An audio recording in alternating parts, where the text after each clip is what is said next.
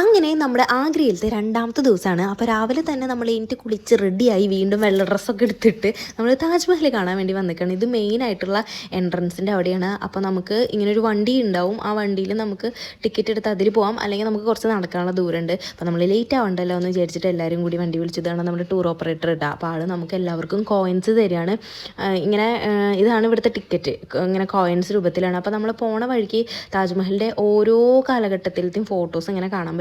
അപ്പോൾ ഇതാണ് main entrance. ഇവിടുത്തെ എനിക്ക് ഏറ്റവും ഇഷ്ടപ്പെട്ട കാര്യം ഈ എൻട്രി ചെയ്യുന്ന സമയത്താണ്. ഈ സമയത്ത് വീഡിയോ എടുത്ത് അടിപൊളിയായി, കാരണം നമുക്ക് നേരിട്ട് കാണുമ്പോൾ താജ്മഹൽ നമുക്ക് പുറത്തു നിന്നും കാണാൻ പറ്റും ആ ഒരു കവാടത്തിൻ്റെ ഉള്ളിൽ കൂടെ. പക്ഷേ വീഡിയോയിൽ എടുക്കുമ്പോൾ അതിങ്ങനെ പതുക്കെ പതുക്കെ ഇങ്ങനെ തെളിഞ്ഞു വരും. അത് ഭയങ്കര രസമാണ്. പിന്നെ നമ്മൾ അവിടെ ചെന്ന് കുറച്ച് ഫോട്ടോസും വീഡിയോസൊക്കെ എടുക്കും. നമുക്ക് ഇങ്ങനത്തെ എന്തെങ്കിലുമൊക്കെ കണ്ട് ആദ്യം തന്നെ ഫോട്ടോസ് വീഡിയോസ് എടുക്കുക, അതിനാണല്ലോ തിരക്ക്. അത് എടുക്കണതിൻ്റെ ഇടയിൽ ഇതിങ്ങനെ മര്യാദയ്ക്ക് ആസ്വദിക്കാൻ പറ്റാറില്ല എന്ന് കൂടി എനിക്ക് തോന്നാറുണ്ട് കേട്ടോ. അത്യാവശ്യം തിരക്കൊക്കെ ഉണ്ടായിരുന്നു. നമ്മൾ നേരത്തെ വരുന്നത് ആരും ഉണ്ടാവില്ല എന്ന് വിചാരിച്ചിട്ടാണ്. പക്ഷേ ഇത് തന്നെയാണല്ലോ എല്ലാവരും ചിന്തിക്കുക.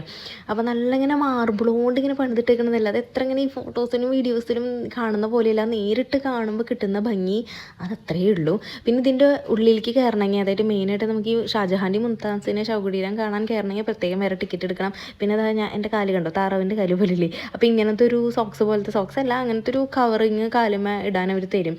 അല്ലാണ്ട് നമുക്ക് ചെരുപ്പിടാണ്ട് പോലും അതിൻ്റെ മുകളിൽ കയറാൻ പറ്റില്ല. അപ്പോൾ അതിട്ടിട്ട് വേണം കയറാൻ. അപ്പം ഞാനിങ്ങനെ തട്ടൊക്കെ ഇട്ട് നിന്നിട്ട് ഇങ്ങനെ ഫോട്ടോസും വീഡിയോസൊക്കെ എടുക്കുന്നത് കണ്ടിട്ട് കുറച്ച് ഫോറിനേഴ്സ് വന്നിട്ട് ഫോട്ടോ ഒക്കെ എടുത്തിട്ട് പോയി.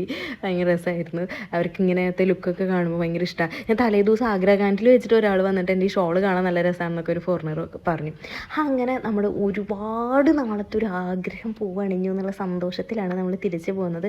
പിന്നെയുള്ള സമയമൊക്കെ നമ്മൾ കിട്ടുന്ന ടൈം പരമാവധി നമ്മൾ റീൽസിന് വേണ്ടിയിട്ടുള്ള ഫോട്ടോഷൂട്ടും കാര്യങ്ങളായിരുന്നു. അവിടെ നിന്ന് എത്ര ഫോട്ടോസും വീഡിയോസും എടുത്തിട്ടും ശരിക്കും മതിയാവുണ്ടായിരുന്നില്ല. എന്തായാലും അടിപൊളി എക്സ്പീരിയൻസ് ആയിരുന്നു.